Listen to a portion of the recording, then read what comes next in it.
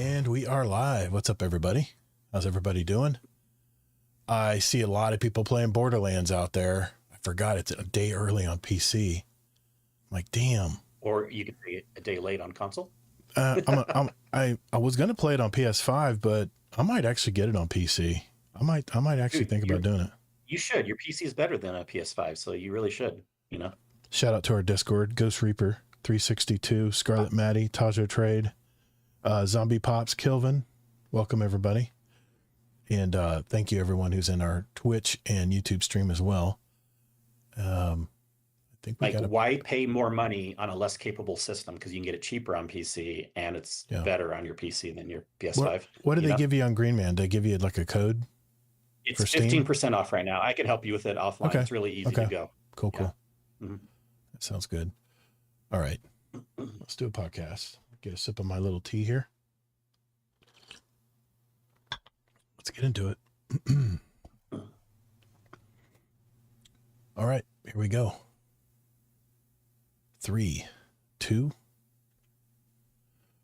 What's up, Guardian? Welcome to episode 321 of Guardian Downcast. I'm your host, Todd the Gator, and I'm a day one Guardian who loves gaming and especially the Destiny franchise, I think.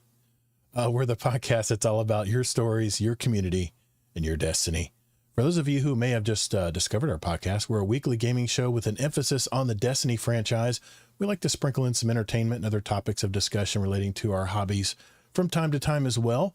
We also have roundtable episodes typically every month where we have more diverse conversations about our gaming hobby. And we'll post in our Discord when those will be coming up. You can also click on our event tab in our Discord for our live shows. Just hit that RSVP and it'll actually give you a little notification saying, hey, Guardian Downcast about to go live. Pretty nice little feature they have in Discord. I got to admit, Discord's been a great service for us.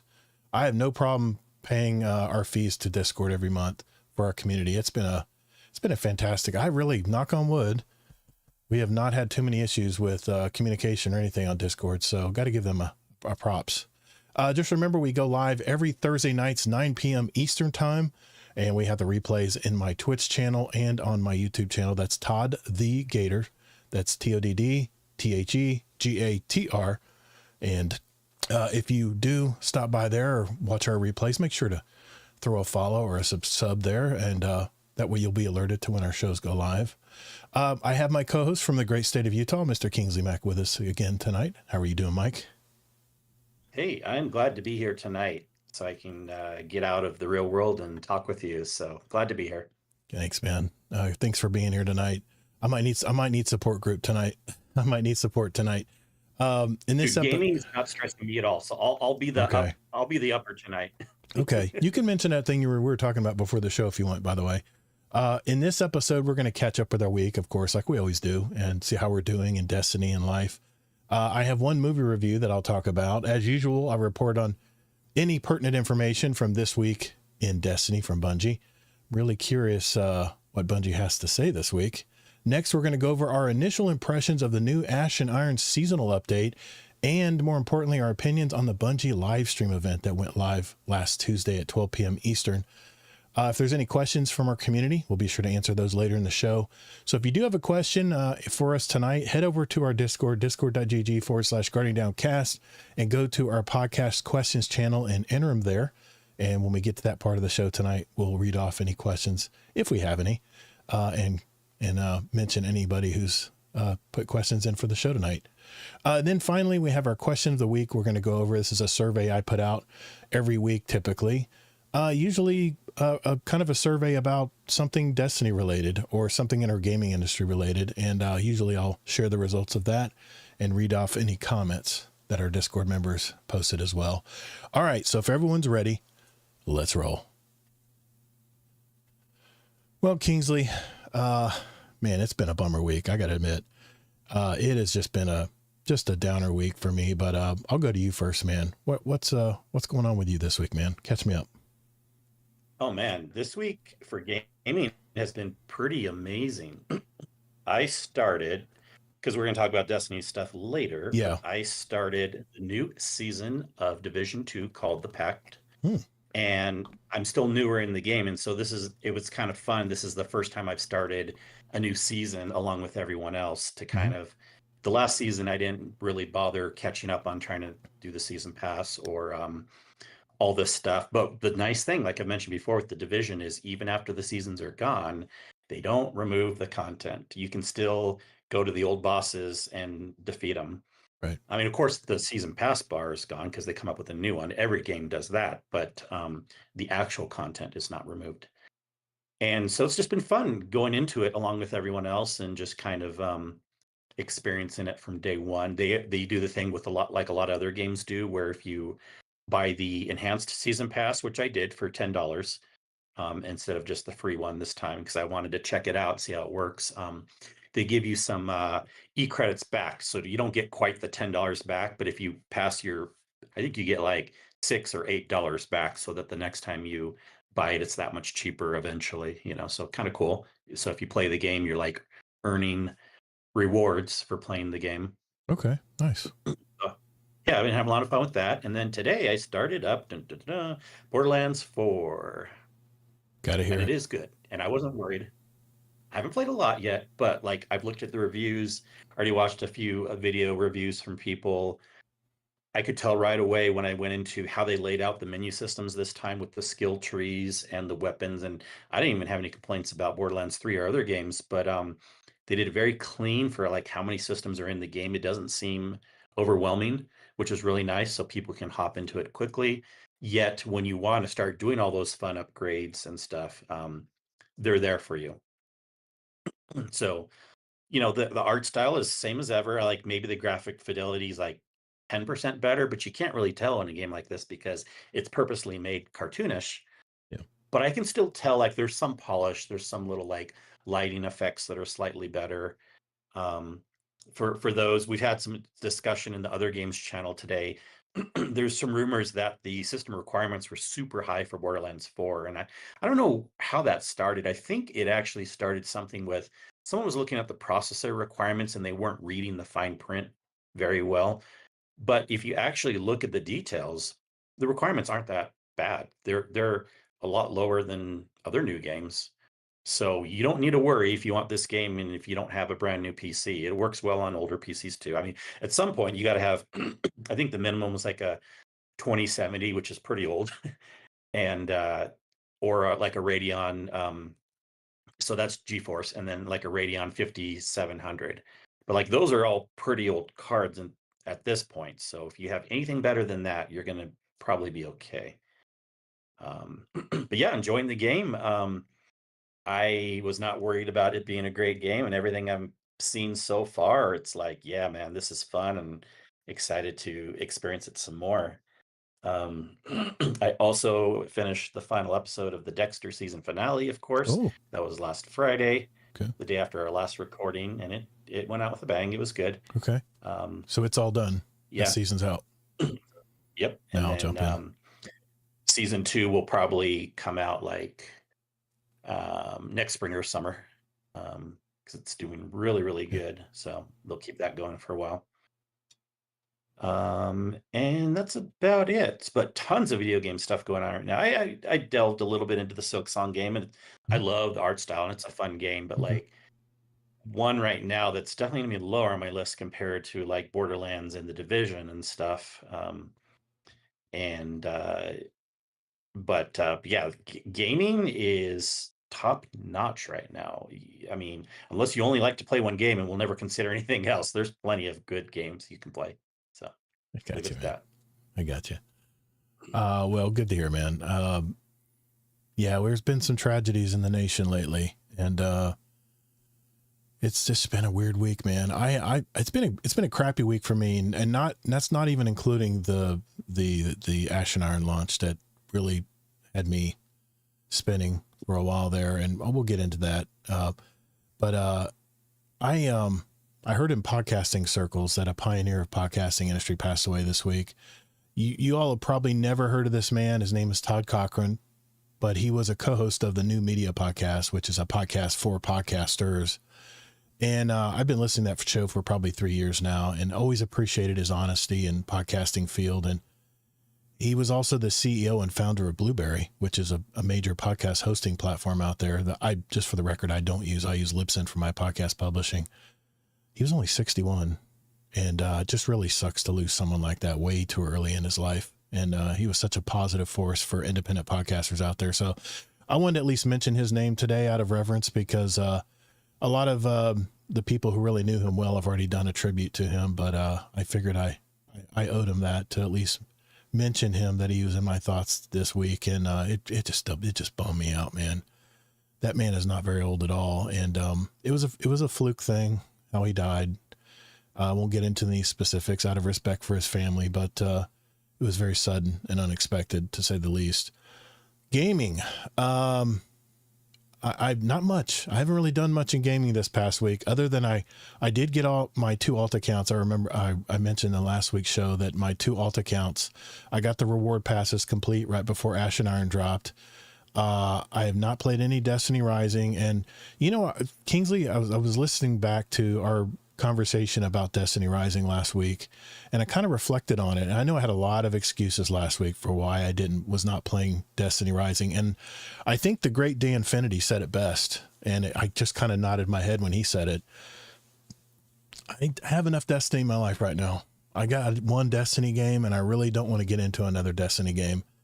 And, it's seriously how I feel. I mean, I know I mentioned a bunch of excuses that it's a gacha game and the graphics not going to be as good, or I have to use an emulator, which I'm sure is not that hard to hook up. But I really don't want to. That's an excuse too, especially when nothing's going on in Destiny right now. I really don't want to go down the rabbit hole of another Destiny game unless it's a Destiny 3, because all I play is Destiny 2. You don't even have to have a reason. I know. You can just say, I don't feel like it. It was funny that sometimes that's better than just, having excuses. I appreciate this about you, Kingsley, because you don't let things slide. And I like that. I like that you keep me accountable when it comes to my excuses. Too. You were being fair. You don't even have to have a reason. You were being fair. You were being fair, though. You were calling me on my bullshit, and I appreciate that, man. But we'll get into Destiny talk here very soon.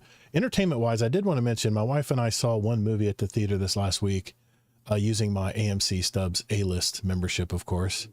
I can see 4 movies in any format free every week, which I don't think I'd ever get to 4 movies, but I've seen 3 before. We saw a new indie movie this last week called Splitsville. It's an independent.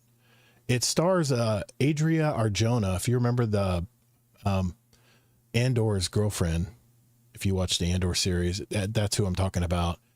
Dakota Johnson, I think everybody knows who she is, and they played the wives in this situation, and Michael Covino and Kyle Marvin as the husbands. This is a crazy and funny film about a man who runs from his wife, literally from his car, when he was parked on the side of the road after she asked for a divorce, when they both witness a car accident. And he runs to his friends in support, which is Dakota Johnson and Michael Covino. He finds out that the key to a happy life is an open marriage. The movie, like I said, is called Splitsville. It's the movie begins when that part begins, it just gets crazier from there. It exposes some buried feelings between both these couples and their marriages. And, there were parts of the movie that had me in tears laughing. If you do watch the movie, the roller coaster scene had me rolling on the floor. Literally. It was so funny. I have this weird coyote-like laugh when you really get me laughing, and man, the whole theater heard me laughing on that part. It was so much funny. It's a decent stab at relationships today. And I thought it was charming and certainly entertaining. Rotten Tomatoes gives it 86% certified fresh. I got to agree. It's worth your time if you're looking for that kind of movie. It's not a Marvel movie, of course, but not an action movie even. But I give this one 3.5 stars out of 5. Check it out if you see it on the streaming platforms out there. Next week, I'll be reviewing the Stephen King movie, The Long Walk, starring Mark Hamill. This was Stephen King's very first written novel that's finally come to a movie form. And I'm really looking forward to this one. And I'll share my thoughts on that one next week.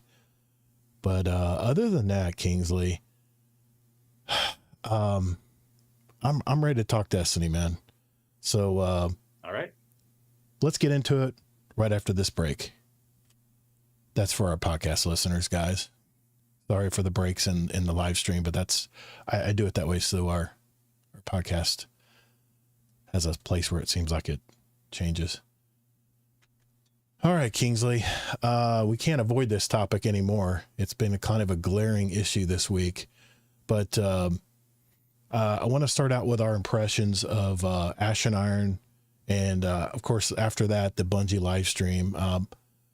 I want to start out that by that pointing out that when I signed in to play Ash and Iron on Tuesday, it has 0 story content. I mean, I was expecting a patrol area on the Plague Lands and, some kind of continuing storyline that they weave into the new destination, which ironically, I can't find the Plague Lands. I don't know if you found it, but I couldn't find it. I didn't see it on the map anywhere. And even if it isn't a patrol area, I thought it'd be an explorable area at least. But I did try the newly updated Mida multi-tool. I quite enjoyed how it goes through the stages as you kill more enemies. I don't think it'll do very well in Crucible. You'll never get to the stages by the time you get enough kills. And I like seeing the return of the mini multi-tool as well. I'll probably use both of those together, and I got some decent rolls with that. But I jumped in looking for the place to go, right? This is the new season. This is the new update. And I was looking for somewhere to go to start seeing some kind of story or some kind of story mission, anything. And all it said was to go to Devrim K. And I'm like, okay, we'll go to Devrim K. Went to Devrim K. He says, go complete this initial mission, which you have to go through the portal in the special event to get to it. And I got to say, the mission that they had on the tower was fantastic. I loved it. It was new content. It, went all through some back areas of the tower that we haven't been before. Some areas we had been before in past missions, but ran through it, killed everything, had a great time, even got some really good loot. I got the rocket launcher and I got the new Mida mini tool. And then I went back to Devrim and it said, good job. Get the hell out of here. I'm like, what? What do you mean get out of here? What else do I need to do? What's the next story mission? And all I could go to was the portal. And there was an event called New Territories, and it only ran for a week. So I said, okay, let's jump into the New Territories. I jumped into one of these solo. I think it was the Cabal, the Cabal one. I'm trying to remember the name of it, but it was the new reclaim activity. And I'm at 403, 404 power and jumped in there and got my ass kicked. And I'm like, what the hell is going on here? I want to just at least get through an activity here and have some fun, see what this is all about. And I did finally get through it. I got through all 4 areas like Devrim told me to. That was the last part of the mission. And I didn't ever want to go back. That was brutal. That was just freaking brutal, man. But that is how my Destiny Ash and Iron experience has gone so far. I've not returned to that New Territories seasonal activity. I know it only lasts a week, but I don't think I'm going to finish it. It's probably gonna be the first activity that I don't even want to engage in, because it's just I actually went and even mentioned in the Discord, Kingsley, that I thought the activity was pretty fun. It was hard because I did it solo, and I realized it's a fire team op. You're supposed to run it with people. And you were like, are you kidding me? That was the most boring activity I ever ran. But I won't put words in your mouth. I'll let you explain. But how did your first day of Ash and Iron go? Just curious. Yeah. Well, I don't equate hard to boring, so both things can be mutually exclusive. But and I do have comments on all this stuff. Yeah, it's interesting. Couple things. First of all, I kind of went in knowing that we weren't going to have any story content, because they did warn us ahead of time. No, so technically we don't have 4 seasons. We do have 4 battle pass or 4 rewards bars, but the season actually goes until Renegades. And this is called an update. Now they call it a major update, which is kind of a joke, but it's called an update. It's a season. You get a new seasonal reward pass. Let's just call it what it is. It's a new season. Well, yeah, but if their official marketing calls a season from everything, so if you want to go on what they're calling a season, because they have the name of the season too, it actually goes from Kepler all the way till Renegades. So anyways, 3 months, man. I knew that there wasn't going to be new content. I also knew that the new location wasn't going to be anything other than in the activity, because why they don't have enough time to give us tons of just extra. This isn't like a DLC drop with they're bringing back the plague lands and we can explore around and do all this stuff. It's really just a new activity, and that's basically it. Wow. I do want to say though that the activity is not going for just a week. They're just promoting it this week. I realize that in the it's the new territories, called the new territories. That's the But the in case reclaim. Anyone's thinking, reclaim will be around. Yes. Reclaim will be around. But my major issue, my two major. So I went in. I usually like to go in realistic and lower expectations, because that's how I feel like Bungie is to us right now, at least to me. But even I had some disappointments that I got. Even with going in with low expectations, I was disappointed, because the two things that bothered me was the way they present in the portal is just confusing to people. Because they promote so much this, like, go on your tier that you're in, whether it's master, GM, whatever, and do an A+ score, and that's like the only way to play, because getting power. But there's sometimes where people want to play just for the experience, and I knew you can bring it down to a lower level, and you can do that too, by the way. You don't have to play it on GM. You can play it on the lower level, of course. Yeah, if you just want to experience. True. But you're not going to get anything worthwhile, and then anything powerful. Well, I mean, I don't care. But and then the thing that really pissed me off though was, even with it being in the fire team ops, only one of the 3 zones, which I'm going to give a joke about that in a second too, one of the 3 versions of it was match made. Like, they're still doing this in the fire team ops area, where only the top row can be auto match made, and the ones below can't. And the only thing I can think of is, like, why are they doing that? Maybe because population's so low, they don't want to match make everything. They're not doing it because of difficulty, because they are matchmaking GM level stuff and people are doing fine. So I don't know why only one of the new activity out of the 3 is match made at any given time. It's like they're just like laughing at us, like, oh, you can only play this one if you want to make it easy. Otherwise, you have to do it as a slog. Just going with the team, of course, that you bring together on your own, or which is a pain because not everyone's schedule, or play solo, and then that's a slog. It's not too bad of a slog. I actually did the other 2 versions of it, and I did it solo, and it's a slog. I got it done in like 45 minutes once, mostly because I got into this weird loop where ads weren't spawning enough, so it was just taking forever to get to the 1,000 score. Lucky you. Yeah. And then it was just boring. It was just freaking boring. Even when I did the match-made version, I don't see anything interesting about this activity. I'm curious for people to think it's okay or good. Like, I'm not saying that's a bad opinion. Obviously, I'm fair about things, but I'm just curious what you think about this as fun, because it's just kind of like boring in my opinion. And the thing too is, like, when you do the other versions of the mission, they seem like they're giving you the same zones, but just in a different order. Yeah. It seems like it's one. Seems like it's one location. Yeah.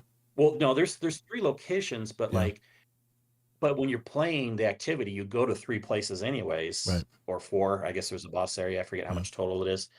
And so they just seem to like be doing it in a different order each time. Like, that's absurd. You can't say there's 3 versions of the activity if it's really just the same things in different orders. Maybe I'm missing something on that, though. I'll try to be fair if I'm missing something on that. So, and then once we found out, the other thing that I was assuming, but then they told us on the stream that the exotic mission's not even coming out right away. We have to wait till October 7th. Yep. And The exotic mission will probably be the highlight of the, Right. sure, you can call it season. I'm calling it an update, but Mm-hmm. of all the stuff we get till December and maybe the Halloween event, I'm going to talk about these two things in a second, but like Yeah. those things will probably be the only two highlights of this whole 3-month period. Other than that, it's going to be boring, at least for me. Well, I gotta point out that the new exotic that you get with, which I had a feeling, it's the first weapon you get with the paid reward track, the new Malphus, however way you say it, the Rocket Pulse. Mm-hmm. It's outstanding. I used it the whole time. I loved it. It was worth the exotic slot because when you stuck those sticky grenades, it's a Rocket Pulse, just like the Mint Retrograde is, but it has a bonus. It actually has impact damage, but then when you hold down the reload button, they actually detonate these sticky bombs that are kind of drilled into the enemy. And I would eliminate a lot of yellow bars that way. I had fun doing that. I was quite enjoying using the new Rocket Pulse, and it is worth that exotic slot. At least to me, it is. I heard you don't get the catalyst until like level 90 on the reward pass, so it's gonna be a while before I get to that. But it's really weird, Kingsley. I should listen to you more often. You guys can clip that. I don't give a shit. You can clip that. I need to listen to Kingsley more because I'm the optimist here. I'm the one that always is like, I cannot wait. I'm going to hop on my Sparrow. I'm going to do the circle around the Plague Lands like I did in Destiny, Destiny 1, Rise of Iron. I'm going to bring back all those days, and I'm going to pass the smelt activity. I was going to pass that and wave to it. And I had all these ideas of what I was going to do and how I was going to hang out and chill out on the Plague Lands. And cause I like patrol areas. I like looking at the planets and going around and chilling and killing, as I like to say. But no Plague. They were really selling Plague Lands. And then when I logged into the game, I'm like, where the hell is the Plague Lands? Where's the common area I can go and check out? And it just wasn't there. So I feel like I got lied to. I feel like they really pushed the fact Plague Lands was coming. And then all we get's this new territories thing. That was the whole thing. The new territories activity and running the new reclaim activity. That was it. And I was like, you got to be shitting me, man. This cannot be the whole Ash and Iron update. And yes, to be honest, to be fair, yes, we are going to have the Halloween event. I want to talk about that. Don't mention it yet. They're going to have the new exotic mission, which I'm excited to play it. When it comes out, I'll play it. That's not till next month, I think. October 7th and then 21st, respectively, for the two things. Yep. But here's the thing, man. I said this in past shows, and I'll say it again here. The more powerful I get in Destiny 2 in the new Ash and Iron, the weaker I feel. Shouldn't that be the opposite? Shouldn't the more powerful I put in the time and get my gear score power up, shouldn't I be kicking in the door and kicking ass and taking names? No, I don't. I feel so freaking fragile when I jump into any of these. And I did jump back into the portal event. And as Maximo said today, I was so excited when I went to the solo ops and saw all these new locations to go play solo ops. And then he goes, right. There are none. What the fuck, Bungie? What the hell? I told you that too. Where the hell are the new solo ops activities? I'm looking. It's the same damn activities I ran when Ash and Iron released. Where the hell's the new solo ops activities? Because I'm gonna be honest. Solo ops to me was a big yes. It checked the box for me when Ash and Iron came out. I love solo ops. I love jumping in there right before work, crank out a couple solo ops missions, get some higher powered gear, either keep it or infuse it into my gear that I do want to keep. But where is it? Where are the new solo ops? They talked about they were going to adding all these activities into the portal. Did they forget solo ops? I'm confused. I'm very confused because I don't know if I'm going to be going back in solo ops. I don't know, man. I mean, I'm going to play a little bit of it, but I I'm Um, confused. I'm really confused, man. yeah.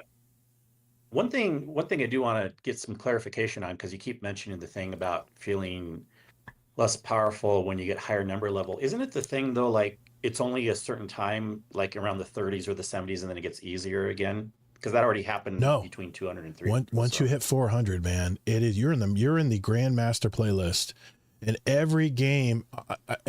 okay. So it's only at 400 then, is what you're saying. Yeah, because it wasn't before, it wasn't like It from gets hard. 100 to 400, it always was linear. No, it would go up and down. It would get hard for a Well, bit, but then it would get easier again. Yeah. as you move up through the playlist, whether you go from master's going to have no radar, it's going to have timed stuff. You're going to have a certain amount of revives that you have left, which according to Bungie with this new patch, I would take my time because I don't like timers. Fuck timers. I don't give a shit. I want to get the score. I'm sorry for the F words tonight. I'm a little too excited about this. The fact that I can just, I'd rather take more modifiers and just not worry about the 5 or 10% bonus for getting it done within the time. Cause that's the reason I love playing solo ops is I can do it at my pace. I know what I need to do. I can systematically take out the champions I need to take out of, but as you move up in the playlist, the modifiers in order to get a good score keep going up. The stakes keep going up. They keep going up. Sooner or later, you'll have no radar. You'll never have radar. It's never. It's just something you just have to have in the player stakes. It seems like I know, but like things got harder at 270, but then they got easier for me again at 300. So, and I thought other people were saying that too. Now it could be true. 400 and maybe it 450 is like, maybe it is for that, but when I'm trying to increase my power further in order to get rewarded with the higher tier gear and weapons, I have to slap on so many negative modifiers that part of the game that I love to play doesn't exist anymore. I don't know why they have boons in place for us in modifiers because you can never use them or your activity score goes down. I mean, there is something seriously wrong with the Portal and its scoring system right now. It seems like anytime I jump into a solo ops or any kind of Portal activity, because I have to play in Grandmasters now because I'm 403, I'm over 400 power. I still think I blame Dado for this. Dado mocked Bungie when the Ron raid came out, and he was mocking Bungie how easy everything was to play.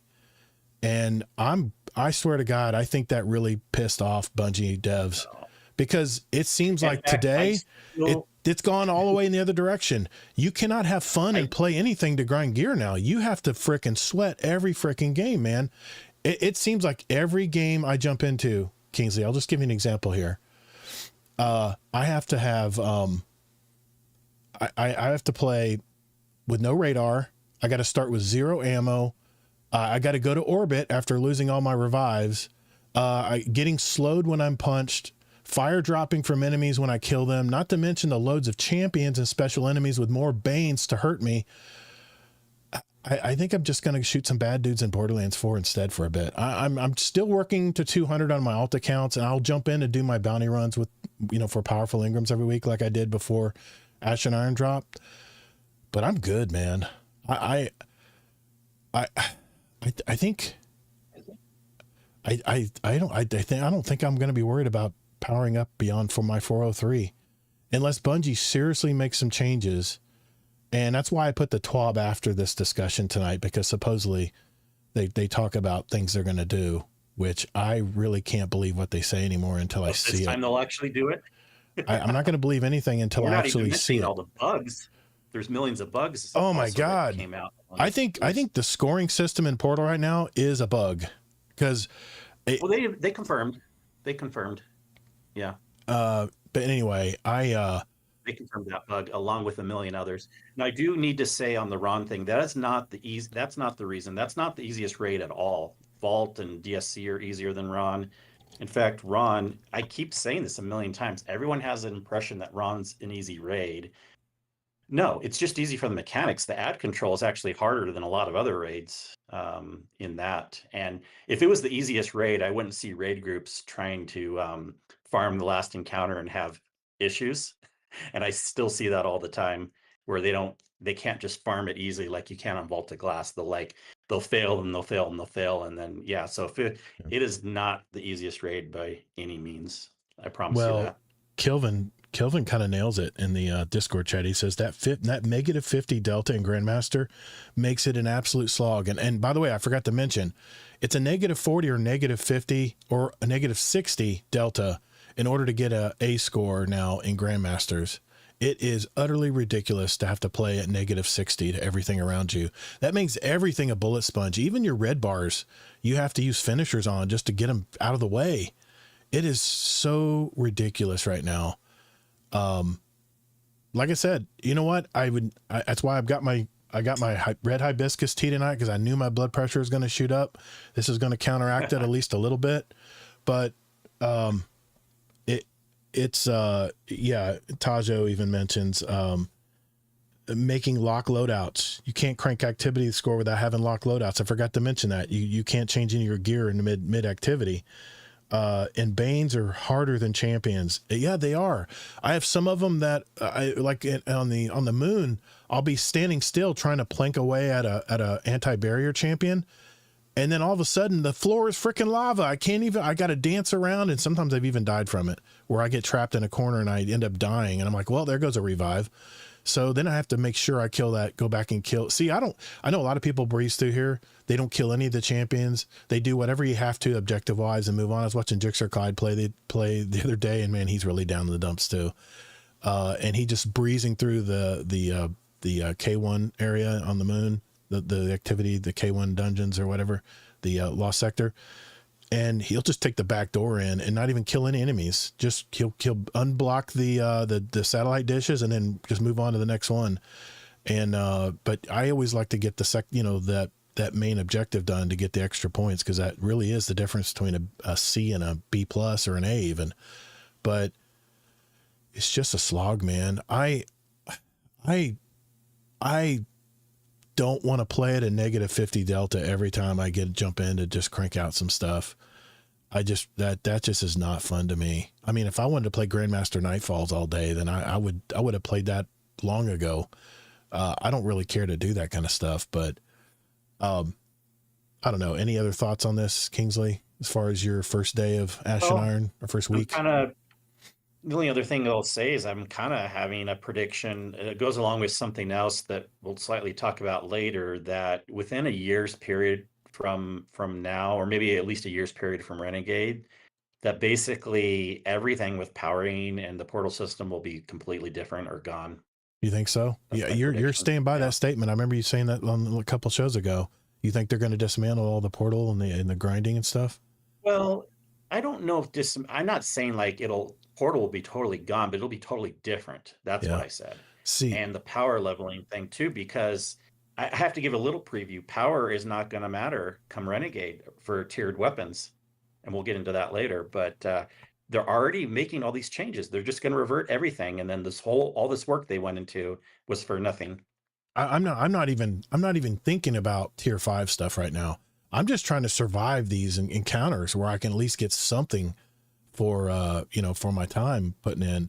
And like I mentioned, I think someone was talking about value for their time in a question for the show last week, and I gotta agree, man. If I'm going to spend some time, I'm an investment gamer. I like to invest my time, and for my time, I want to get something back for it. This is a looter shooter game. Let's keep that in mind. And if I'm going to play a looter shooter, I want to get some loot. And anyway, I'm not going to pile on that, but I know how Bungie can fix this. I was thinking about this today, just how miserable this whole week has been with the death of my friend, and it's been rainy all week. I just had a 100-foot oak tree knocked down out of my backyard. That was a $2,500 expense I had to come up with this week. And of course they broke my fence. My wife's garden was all trashed. I mean, it was just a nightmare. I mean, just a terrible week. But on top of that, my only hope, my only bright spot was Ash and Iron drop this week. And then what I saw day one when I jumped in, I was just flabbergasted, man. I was just totally deflated. And I really think I know how Bungie can fix this, like right now. I got to thinking about this today. The thing I'm loving right now is the fact on my alt accounts, I'm at like 135 or something on those. I'm just building them up. I can run anything, raids, dungeons, crucible, patrols, and get the blue. I talked about this last week. I get these blue Ingrams from the high value targets, and you'll get +3 gear. I think that 200. Yep. I think what Bungie needs to do, and are you listening, Bungie? Sony, are you listening? You want me to play this game? You want people to jump back into this game like right now? You need to make everything in the game that you play a +3. Everything in the game. If I want to go do patrols and a blue Ingram falls out of a red bar dreg that I kill, it should be +3 all the way up to 500. And I think that's another reason that the portal doesn't need to be around. Well, here's the thing. If you want to get the new gear and the new weapons and the new tiered loot, yes, the tiered armor is a total win for me. I'm always looking at loot. I'm always looking at how I can build. The build crafting is off the charts for me right now. That's the one thing that keeps me playing this game, is the build crafting possibilities are endless. And if you add in all the fragments and aspects and just everything, your subclass built in around it, tying into all that build crafting, it is a lot of fun right now. And but I think what Bungie needs to do, I'm going to say it again because I want to see if Bungie hears us.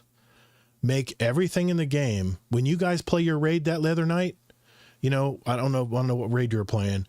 If it's not even Desert Perpetual, if you're going to play a Vault of Glass raid, every drop should be +3 that you get out of the chest in the raid, even though it's not tiered loot. It can be just regular blue. It could be a blue Ingram. It needs to be +3 so people can level up to 500 as fast as they can. And then from 500 to 550, those are where you're diehard, where you can only go into the portal areas and play the portal. Then you can go in there and play your master and ultimate, with all the modifiers and stuff built in. Then you can go in the reclaim activity that's out now and jump in there with all the modifiers and with 2 of your best friends that kick ass and go in there and just get your prime Ingrams and start leveling up to your 550. Then it's a total bragging right that you went through all these elements.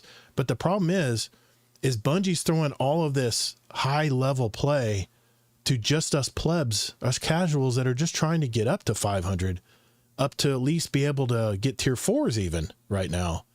And I think if Bungie changed this tomorrow, I think a lot of us would keep playing, because the power grind for me is fun. I know it's not for you, Kingsley. I know for a lot of people it's not for them, but they want the story. They want to explore things. But for number go up, that works for me. But the problem is now for me to go from 403 to 404 on my character, I have to go into Portal. I have to play solo ops, and I have to play it at such a high level, like a -50 delta, that I'm just miserable. Even though I know those activities in and out, I still am hitting bullet sponges. I have to go through all these new Banes that come at me. I got the airborne stuff coming at me. I don't have any ammo in any of my weapons until I find ammo crates, which I'm getting good at finding those. But it's just, Bungie needs to bring back the fun factor and the reclaim activity. If you're 500 to 550, then yeah, you need to put all those Banes and champions and all that other stuff in. Otherwise, let the reclaim activity just be fun to play. Let anybody who wants to jump in there play, and they'll get +3 for anything that comes out of the chest or anything like that, and just be done with it. I don't think they need to take apart the system, Kingsley. I just think they need what they're doing now from 10 to 200. They need to do from 10 to 500. And then when the reset comes in December in 3 months, where everyone goes back to 200, it won't be as a big a deal, because the looting, the leveling up process will be so much easier, and they can play anything in the game. If I want to play Vault of Glass with 5 other people this weekend, I know that when I jump in there, I may not get the new tiered loot, but anything that falls out of that chest will give me +3 all the way up to 500.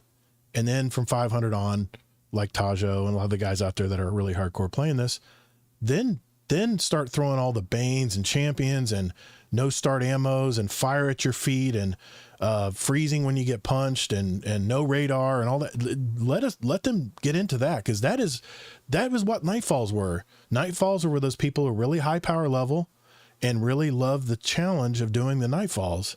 But now everything in the game is a Nightfall. And that's just you're just gonna bleed players. Players, there's too much competition now for other games to play. Bungie, you got to make it easy for people to jump in these reclaim missions. You got to make it easy for people to play anything. If they want to go farm Glimmer on Cosmodrome and get blue drops or occasional legendary drops, or open a treasure chest and you get a legendary leg piece, it should be +3. It's so easy to fix. I've said my piece. I like your idea in theory, but I don't think it's going to happen for two reasons. But I do like it, how you presented it. One, because they put so much into the portal and they're just doing sunk cost fallacy right now. And I give them another 6 months before they admit that. And two, they kind of hinted to this because all the old raids aren't even going to be getting updated loot until probably second half of Renegades, if then. Yeah. They don't have the time to have all the old stuff just work all the time, having a smaller studio. That's why they made the portal, so they can just focus on small subsets of the game at a time. This is where all their focus is. They don't have time to work on everything in the game all the time anymore. Well, I said my piece. I was thinking about it today, and I said that is really something Bungie can do right away to just stop the bleeding. Because if I want to go do patrols and turn in bounties on all the areas, let us do that. Oh, and that brings up another point. They need to put all this in Kepler. When we run in Kepler, I think a lot of the 450 guys last season said you could only get up to 300 drops on Kepler. What the hell's up with that? This is the new content. Let us get +3s up to 500 on Kepler. Anything we do in Kepler, anything we get in Kepler, it has to be +3s. That way, everybody will get up to 500. Everybody will feel like they've invested time in the game. And then if the hardcore players, like the soccers out there that want to play, the Nightfalls, the Grandmaster Nightfalls, those level players from 500 to 550, which I think should get they should get special ornaments. They should get special emblems just to show that they're the hardcore players out there. That is where you start throwing everything with the kitchen sink at you. That just makes more sense to me. But I'm at 400. I mean, I got 150 levels I got to get to just to get to the top of the hard cap right now. I don't think I care about even getting there. Not at the current system they have now. It's ridiculous. Yeah. And in 6 months, it won't matter because tiered loot won't be tied to power level anymore. Tajo had a question for me here in the Discord chat. He says, if Bungie continues on this path and making those fumbles, will you still be the last person logged in when they shut down the game, or is this stuff swayed that stance? I don't know, man. I don't know if I'll be the last player. I mean, I love this game. That's why I bitch and moan about it on my podcast. But yeah, I love the grind. But Solstice, that was a ton of fun. I logged in every day. I played for hours in Solstice because they were giving +1 loot. They were giving +1 level loot in anything when we ran the portal stuff, and that was fun. But now that if you hit 400, Kingsley, any of you who are at 300s right now and are trying to get to 400, you'll know what I'm talking about here very soon when you get graduated. I think it's 380. You get graduated into the Grandmaster playlist. That's a -20 already. And you'll find to get that grade A, to get the highest tier loot possible, you'll find out what you got to do it. And it's just demoralizing, man. It really is. Anyway, I want to talk about, they mentioned in the live stream also the Haunted Altars, the 6-player PvE activity, that there's not going to be any more Haunted Lost Sectors. They're going to be bringing out a 6-player PvE activity called Haunted Altars. Did you have any insight on what you thought about that, Kingsley? I have some comments, but I want to see what you have to say. No, other than I'm freaking excited. This, of all the things like I have realistic or low expectations on, this was one small thing that they blew my mind on. A lot of us were guessing that the Halloween event would not have any activity at all, just kind of like Solstice, right? Right. Well, they go a 360 and bring us a new activity. And not only that, it's a 6-player activity. I'm freaking excited. I love 6-player activities. I may be grinding that not necessarily grinding for any. When I say grinding, I mean experiencing the activity multiple times. Well, Maybe if there's a good piece of weapon, yeah. I go for it also a little bit. But yeah, to experience it, I'm going to be checking that out for sure. And not only that, they brought a PvP mode called Red Rumble Oh that's yeah, coming out. That's going to be yeah. part of the 2-week event as well. So, and that's another thing, man. These events that last 1 week, what is up with that? I think 2 weeks is a good amount of time. And any Yeah, less than that, that's and true. if you have a really shit work What's the week, point if it's less? you're Yeah. you're missing a lot of players there that might want to jump in and play that stuff. But I'm mixed about this Haunted Altars because here lies the problem again for the solo player.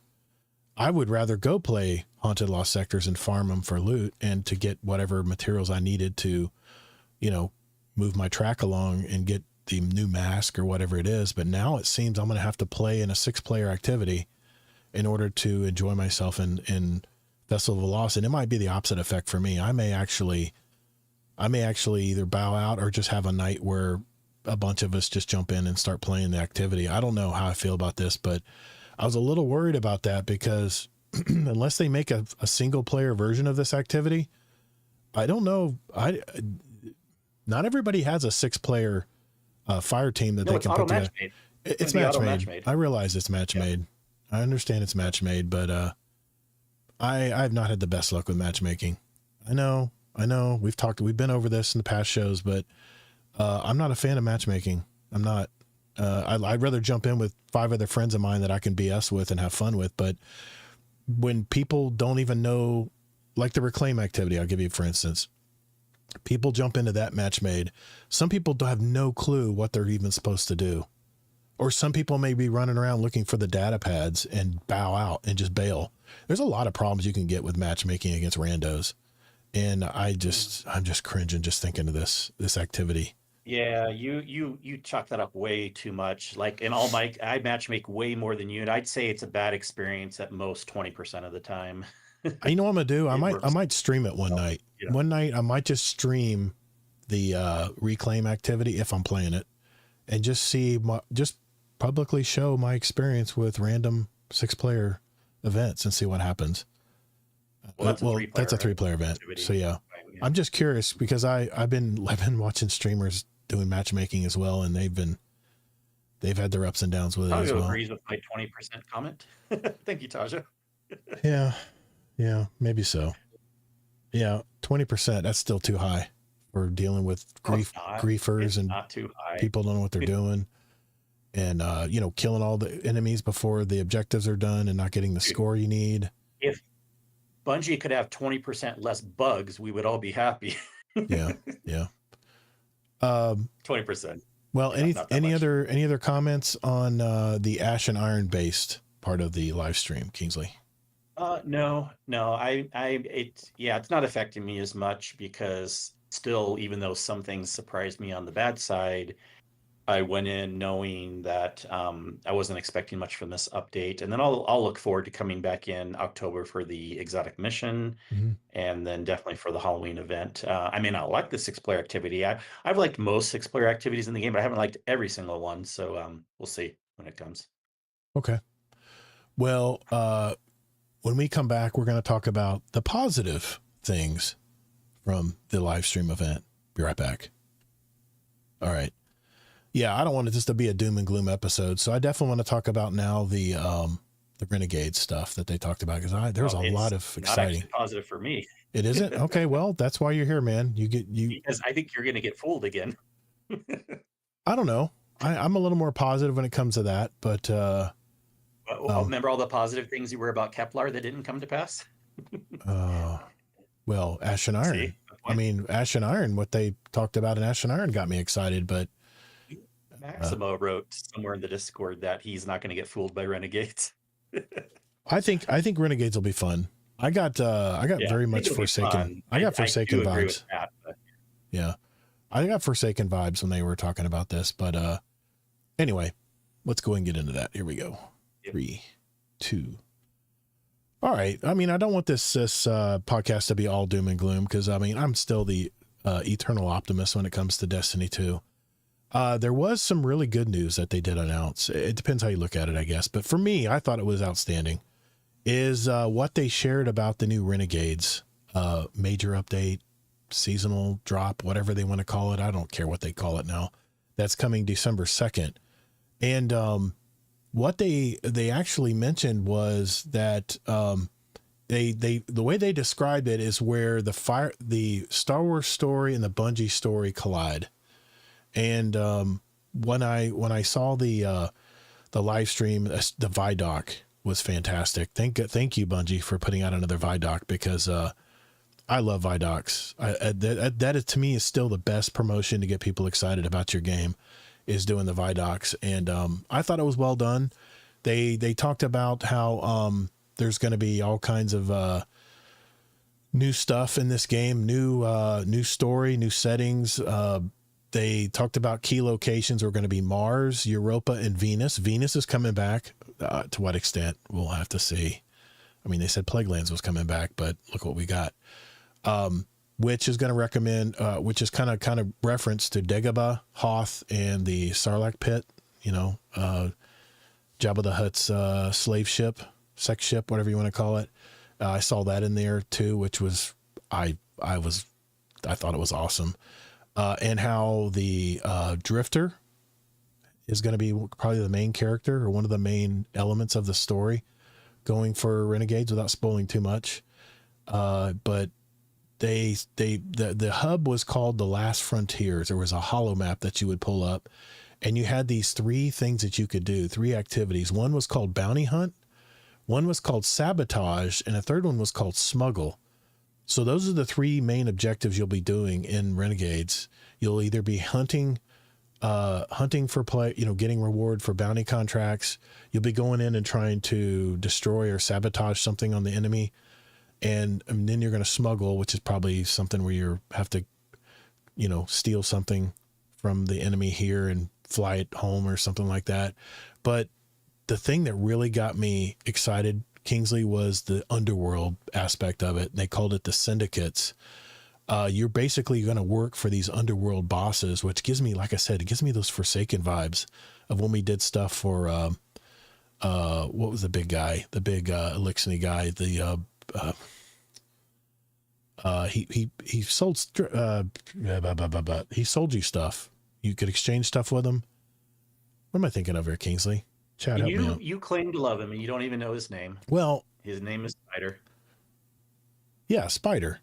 And when they took him out, when they couldn't do exchanges with him anymore, I was really upset about that, because I visited him every day to even out my resources. I can't remember his name. Well, they haven't had him in the game for a while. So yeah, he's been gone for a bit. Yep. But they have these 3 factions, and what reminds me of the faction wars, the Dead Orbit, the New Monarchy, and the one that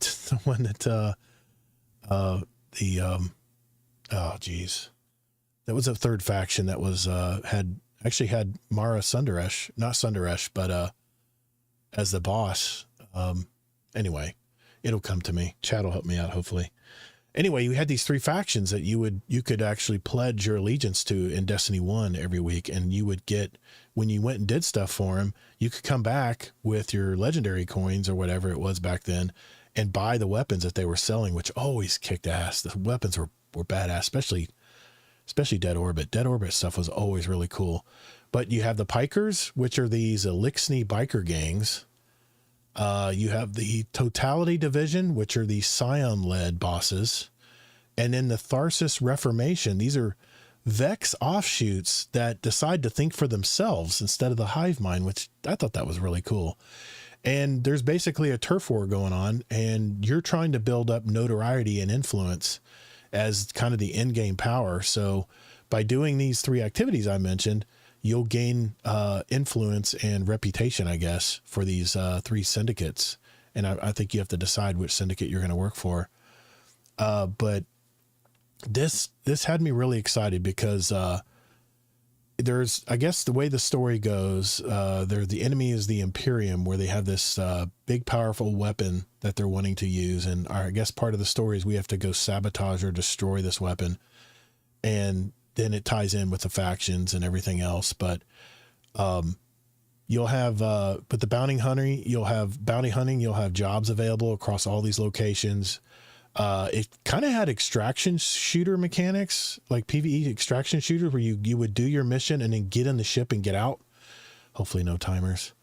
And then it just it looked really good. There's a new invasion mode. It's a new Gambit variant where you have contracts versus Guardian crews. It's a 1v3. You have all these powers, and you can summon airstrikes, vehicles, all kinds of bikes, vehicles you can run across the round on the ground. And then, of course, they have walkers, the AT-ATs. You can have the AT-ATs now in the game, in the new Renegades, which just seems like it's going to be really fun to use. There is going to be a dungeon. That's going to be the end game thing, where you can get high tier content and loot.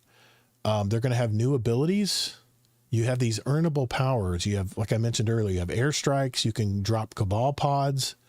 You can summon a walker, interceptors, swoop bikes from Star Wars. And there's 9 abilities total, but you can upgrade 7 different tiers on these abilities. And I guess it unlocks even more powerful stuff. Weapon wise, you're going to have blasters, and it's going to be very much like the Star Wars game, where your gun basically would overheat and you'd have to let it cool down. It's like a heat sink but you had unlimited ammo, but you had to just pace your shots when you're using it. I like blasters. That's the one thing I did like about the Star Wars games. And then the lightsabers were called Praxic blades, and you could do visual and ability customization to them. Kind of like, what is that sword that we got in Final Shape, where you had all these different variants of the sword? Something kind of like that, but maybe hopefully a lot easier, where you don't have to carry a bunch of them in your inventory. But what did you think from what you saw, Kingsley? I mean, those are the highlights of things that I saw from it that I really loved. You got anything to comment on it? Yeah. Of course, I'm excited for new content when it comes out. Ergo sum. Thank you, Tajo. Yeah. But I'm not getting, well, I never would anyways, but I'm not getting tricked just because they had a good Vidoc. Yeah. I'm still expecting this will have the same amount of content that keeps everyone doing the new stuff for 3 weeks. And then we're going to be not doing that anymore, just like we're not doing Kepler after like 3 weeks. Yep. You know, we had good Vidocs for Shadowkeep, and look how that turned out. So just because they have a good Vidoc doesn't necessarily mean the content will be good. I actually kind of can guess how a lot of this will go, because they kind of are doing a lot of copy paste of what Star Wars Outlaws did. Oh, I do highly okay. recommend everyone still play that game, because if you want to get an experience of how the syndicate system works, because what they did when I saw the stream, when I saw the Vidoc, and this makes sense because they're working with Lucasfilm, so they need it. Right. There's only a certain way they can do the fonts and the syndicate system, because Lucas does have control on Star Wars, so they want it done a very specific way. And they even have the exact same fonts. In fact, one of the syndicates in Star Wars Outlaws was Pikes instead of Pikers or whatever. So it's very similar. Everything's kind of like a copy paste. I got you. So basically, one thing that I do think will annoy people with the syndicate system is when let's say you want to get some weapons, because probably people are going to want to get all the things from all 3 eventually, right? Right. Well, you can't really stick with one and be your main, because if you want to get the others, you have to switch over the other ones. But the problem is like when let's say you have one you prefer as your main, what it does is it makes you have a negative on the other group, so that when you eventually want to go over to the other group to get those weapons, you're not just starting from 0, you're starting from negative, because they're mad that you were in this other one. So now some people may think that's great, but I can see it now. I'm predicting that people will complain about that, because if you want to get all this stuff, you don't get to play the system you want to play. You may be like, well, I like the syndicate, but I can't main with them because I want to get all the loot and all the syndicates. So you got to play this dance where you are in one for just a little bit, that you hopefully don't make the other one too mad, get the stuff real quick, and then quickly switch to another one, and then get their stuff, and then quickly switch to another one. And then once you have all this stuff, I guess you could main a syndicate, but then what would be the point at that point, right? Other than just saying, I prefer this one, but there's nothing else to get because I got all the stuff. So that's kind of how that system worked. I'm not very big on the vehicle stuff too. It's actually ATST, not the AT-ATs Oh, that that's are right. in the My game. bad. Yep. Yep. You're right. And the reason why is because vehicles are always a pain in Destiny. Everyone can agree that doing the brigs are clunky. Mhm. They're a pain to move around. And this is just going to be a different model on a brig. It's just going to look Star Warsy, but it's just Right. going to basically be a brig. Hmm. So I think unless they majorly make the movement on that a lot better, I'm going to probably prefer to not even get in one. I just would rather run around because we're so power creeped and really good right now, anyways, with all our abilities. Um, the Let me see what else I had. I had some notes. Okay, Well, no, that's the only thing on the content. I have a couple things on systems that are going to be changing a little bit yeah, later in the yeah. second half of And Renegades. okay. Yeah. Yeah, let's mention that But I because I, but I will loop back. That sounded like a lot of things that I'm not yeah, looking forward to, but of course I'm looking forward to new content. I'm just not right, like expecting this is going to last us right. months and months of excitement. I think it's just going to be like Kepler, like into the Edge of Fate, Hmm. and it'll be really cool for a few weeks, and then we'll kind of be like same old Destiny, just how it works. But I always love new content, so of course I'll Yeah. be hitting it hard come December 2nd. Some other quality of life stuff they talked about, which seemed to be positive, but like I said, we'll see once they actually drop it. Um, they said they were going to have more faster power climb. I have to laugh at that one. They're going to have improved rewards from raids and dungeons going forward. You're going to have tier 3 base drops in the epic raid and the dungeon that's coming out. I guess that's Renegades. They're going to do bonus engrams tied to weekly rituals. I guess that's the seasonal. Okay. They're going to have weekly systems that they're going to be putting in place. They're going to have something called Vanguard orders, which are kind of weekly objectives. You're going to have weekly conquest rewards, weekly legacy raid and dungeon rewards. And they're calling it the return of clan nights and raid nights, where I guess you can play these legacy raids and there'll be special stuff that you can get, either legacy rewards or I don't know. It was very They're just vague. bringing back what they already had, the weekly rotating Yeah, raid. yeah, basically. They did say that all exotics and weapons and armor featured starting in Renegades will be continue to be. They mentioned this last week that the feature gear now will be continue to be featured in Renegades. They talked about this legendary gear enhancement via this new currency, but this doesn't come out until Shadow and Order, which is in March. It's like 7 months away. And they're going to sunset gear score bonus for portal activities. So maybe you're right. Maybe they are going to revert a lot of this. These are just notes from they did the Renegade stuff, and then they talked about Ash and Iron, and then they talked about quality of life stuff that they were going to mention. That's what I'm going over now. Do you want to comment on that? Yeah, a couple things on quality of life. Okay. I found it really interesting because I predicted that, and sure enough, like come the update after Renegades, what were you calling it again? I forget the name on that. The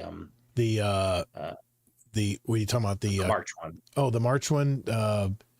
It's going to be. You just said the name, but I forgot. Well, it's going to be where it's just where you can. No, it had a name. The update had a name. The March update, but I forget. Shadow and Order. Shadow and Order was the that's the update after Renegades. This is really, really, really big news, people. In case you haven't read what I've written in the Discord or you haven't heard it clear enough in the podcast yet, but basically, the tier system with power leveling is going away then, because you will be able to upgrade. I mean, it's not going away, but people won't need to worry about it or complain about it, and there will be even less reason to care about power leveling now, because what you're going to be able to do now is what people wanted. You can upgrade a tier 1 all the way to a tier 5 without having to get to power level. Right. So I mean, I'll give you an example. I got an Ahab Char that has heal clip and kill clip on it, which I love. It's a tier 1 weapon. But it's such a good roll, and it has extended mag. And yes, I realize that it brings my reload speed to a halt, but I have other stuff that's going to bypass that. But that means I can, in this new system, which is 7 months away, if I still have that gun, I can use they'll have some kind of currency, I'm sure, that you can earn, and you can upgrade it up to all the way to tier 5. So that's good news. So It's yeah, but isn't that funny though? It's kind of Again, like it's like crafting. that's even less reason to care about the power level, because you don't need to be Yeah. 500 or whatever to get tier 5 stuff. You can get tier 1 and then upgrade it to tier 5. So I'm just kind of laughing, but it's good news, but it's funny news, I guess is what I'm saying. Yeah. The other thing, quality of life, that I'm really concerned about, I know Asdercross is too, because he is huge on this, and I know you are too. Yep. But I feel like they're walking back some of their previous promises again. They did not do the second part to what they used to say in the past. Remember what they said about the vault? They said they're adding some more vault space and they're coming up with a better system. Yeah. This quality time, of life. they only said they're coming up with more vault space. They didn't say anything about the new system. You got all this tiered armor. Where are you going to put it? Yeah. Yeah. I'm just flabbergasted. I don't even know what to think. But yeah, I mean, that is positive. That's 7 months away. So keep that in mind. If you get that God tier roll and you don't want to grind any further, just hang on to it and you can level it up. Now, we don't know what kind of hoops we got to jump through to get this currency. That's still left to be. It could be something crazy like, I don't know, run a super tough portal event or something, and you can possibly have this drop. You never know the actual ways of getting this. Hopefully it's something nice and simple like Glimmer or something. You have to buy it. Yeah, I did want to mention another thing they talked about that, I think this is coming in Renegades, maybe later. No, it's actually coming. The last part of Ash and Iron is called Call to Arms. It's a competitive activity. It's led by Devram K, where you're testing out Foundry's gear, and you get a helmet ornament for like top players, get some kind of fire across, like a tailing fire stream or something over their head. I don't know exactly what's going to be involved in that, but there's going to be additional exotic ornaments, they said, as well. That I just want to mention that they did mention another activity by Devram K later in Ash and Iron. Do you know any more about that than I do, Kingsley? No. But yeah, now we're back to that instead of Renegades. But yeah. No, it doesn't really matter at this point because it's towards the end, and well, this is the part of the live stream where they're talking about quality of life stuff, and they were mentioning like some positive stuff that's going to be changing. Gotcha. I think vault, adding an extra 100 to the vault, it's not really positive in most people's eyes. They kind of want a different system, right? Like a better vault, not just an extra 100. Yeah, they. I think one podcast mentioned they need to be at a even 1,000 or something. That would be a good number, but I mean, I'm maxed out at 700 already. They need to revamp it. They need to do the thing where you can just pull stuff. You know what I mean, from collections. How long have we been talking about that? That you just pull it from collections at power, and whatever. It's so easy. It's whatever you've earned on that gun as far as drops, you can just put it together and then say, 3D print it. Let's go. I think what's that other game? The War something. Or whatever. That where you can 3D print stuff. That would make sense. They said they're going to fix the sorting. They're going to make it where it's easy to sort stuff. I think they've been talking about that for a long time. So that might be just something they're throwing out there as a little extra sugar. But I don't know, man. But Bungie's in a weird spot right now. Overall, it's just been They have been, yeah. What was the thing that Justin Truman said at the GDC, the gaming developers conference? He said, first we have to gain their trust, right? Got to gain their trust first.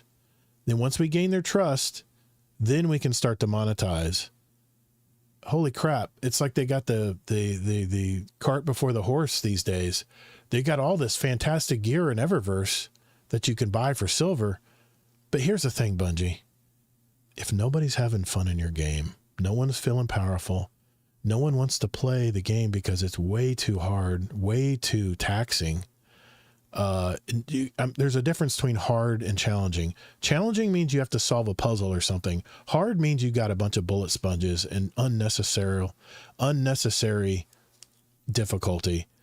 If I need to solve an objective in order to to get through a activity or whatever, that's different than just a bunch of bullet sponges everywhere and then a bunch of banes and stuff coming at you. It just sucked all the air out of the room for me when it comes to playing the portal activities now. But here's the thing, Bungie, no one's going to buy your stuff if they ain't playing the game. Not playing the game. Point. No one cares about getting that 1,500 silver for that new Taken armor that you got in the store. I haven't bought it. No one. I bought it, and I played the game less than you. You just killed my point. But what I'm saying is look. No, I agree. I think you just need to use a better qualifier word. Okay. Most people won't. You said no one. I probably agree that most people won't. I mean, I have silver. I got a balance of silver in my account right now, but I'm just waiting for a reason to use it. And if I'm not playing the game because it's boring or overly bullet spongy, just to grind you a just number, gotta raid with us more, and we'll have fun showing off our shaders in the raids. I'll say it again. Bungie can easily fix this. Instead of playing anything in the game to get to 10 to 200, just make it 10 to 500. And then for the very hardcore players, let them run through the Banes and all the Grandmaster and Ultimate mode stuff. I think we should be able to get +3s all the way up until then. If you make the grind that easy, where people can have fun and play Destiny again instead of playing solo ops for hours on end. And remember, you told me, you said we'll see how you feel in a few weeks, because I told you I was loving the grind. I was loving the grind. By playing solo ops, especially during Solstice. I loved it, man. And you said, well, I'll give you a few weeks and then you come back to me and say, if you still like the grind. I'm not liking the grind. You're right. I'm not liking the grind. Kmars, I love you, man. He says they can fix it by making Destiny online. Yeah. Bring back everything in Destiny from Destiny 1, Destiny 2. That argument's so old now. I'm just hoping that they improve what they got out right now. But do you think once more people realize that the grinding to 400 and 500 won't, because when it won't matter in the update after Renegades, because you can upgrade your tier weapons, do you think once more people realize that between now and 6 months from now, they're going to stop grinding for another reason? Because they'll be like, what's the point? Because I can just take my tier weapons and upgrade them with the new currency. Once that update comes out, That's 7 months away, man. That's a long time to hold on to that gear. Well, you know what though? It's just a idea. I bet some people might start, especially once it gets closer and once they realize, they hear that news more, they'll be like, okay, at least within like a couple months, they'll be like, what's the point of grinding? Because they'll know that they won't have to once that update comes out, Let us play anything in the game for +3s until we hit 500. It's that simple, Bungie. It's that simple. Let us go to Kepler. And I'm working on my Fated weapon title. The problem is anything I pull up is 300 or less. Anytime once you're over 200, anything you get at the tower, whether it's your clan engram or whatever, it's 200. It's not any higher. It's 200. That's bullshit. You need to make that all go to power. I can't even get clan engrams anymore because they're all fall at 200. They don't do me any good other than if I get a good roll, I can just hang on to it and then spend those special cores that we never have enough of to upload to upgrade it eventually. But, oh man. And speaking of the tower, I did try that new kiosk that they have out. The, what was it called? Oh yeah. The Monument to Seasons Past. I mean, it was okay. I even went in with my alt accounts that didn't do some of the past seasonal stuff. And I don't know where you get this currency other than the reward pass, because that's the only place I've seen it appear. Maybe by playing the activity. I don't know. It's real confusing. How do I get this currency to be able to buy some of these ornaments and stuff, and even exotic weapons and stuff? But for me, for my main account, I have everything in that kiosk. I have everything because I've played every season. I've gotten all the gear. I've gotten all the everything from the reward passes and stuff. So I really have no reason to go in there other than to buy just basic stuff like a harmonizer or a golf ball or some shards or something. enhancement prisms or whatever. But other than that, I don't really even care about that. I know that was a nice little sweet thing they put on to Ash and Iron, but I didn't even find that exciting. I don't know. I was going to mention something and it just went through right over my head. I think it's already gone, but the quality of life stuff, I really hope that they do deliver on what they've talked about with the quality of life stuff. But I don't know. We'll just have to see. Hopefully they're going to fix the leveling and stuff. But yeah, a Future War Cult was the other third faction that I was trying to mention that was run. But anyway, well, Bungie did respond to us this week to what we've talked about here. It's why I wanted to kind of get out our grievances first, because it's time for this week in Destiny. All right. Hell yeah. Want to mention Vanilla Gorilla. Thank you, sir, for subscribing on my Twitch channel. Any income that I make from the Twitch account goes right into our Patreon fund, which, in fact, our website hosting just came up for the year. We prepay for that for a whole year. So that will help to go to pay for that. Thank you, sir. Appreciate you, man. Okay, let's get into the TWAB real quick here. All right, let me get a quick drink. All right. The Twid. No, it's not Warframe is what I was thinking of, Kelvin. I heard you can 3D print stuff in Warframe if you have enough material or some kind of currency. It's always a currency. Okay, here we go. 3, 2. All right, this week in Destiny for 9/11, 2025. Power. They just right off the bat started talking about things they were going to fix. They didn't even say hello or anything. Power and progression, buffs and fixes. They said when Ash and Iron went live earlier this week, many of you quickly hit the new expanded power band of 450 plus and started reporting that it felt off, way off. We fully agree. We're planning a series of fixes to make earning power from 450 plus more in line with expectations, as well to improve how earning power and rewards feels for all players. Have we heard that before? I have a feeling we've heard that before. We are prioritizing these fixes as soon as they can be safe, as soon as they can safely get them out. We understand you got to go through the verification processes, especially with PlayStation. They're sticklers on that stuff. So they call it live updates. They're going to put it out they're saying as early as later this week, before the weekends, they're going to start doing this. And what is coming in the live update change? First off, climbing from 450 to 500 needs to be better. In fact, we want to make the power climb better in general. So we are not solely focused on the 450 to 500 band, but also want to target how players move up from 300 all the way to 500 in a way that feels better to play through. The upcoming LUP, that's the live updates, is just a first step. This will help smooth out our journey from 400 to 500 and help put players within striking distance of earning tier 5s. After this, our priorities will be on the bands below 400 to help players feel constant progress toward the in-game power bands. Okay, so this is the adjustment they're making.